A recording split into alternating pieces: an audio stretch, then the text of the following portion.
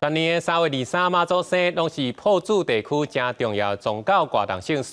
除了真人的艺术采家，今年地方的文史团体，佮配合水稻头聚落举办行读的活动。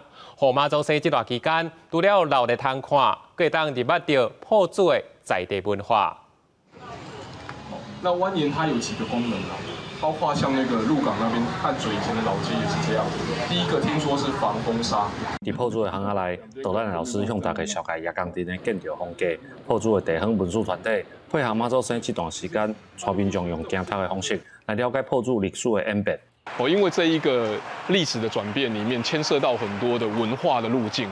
包括为什么埔子以前它的地名叫侯树港，那为什么会变成坡阿丘卡？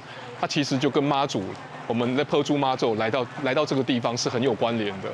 为水稻头文创聚落开始，经过合作叶公镇的玉信巷，才到埔子第一市场，行读的范围为文化到生活，互参加的人会当知影埔子的文化。伊这叶公镇到底伊迄个街屋吼，伊迄个构造是安怎吼，无介了解。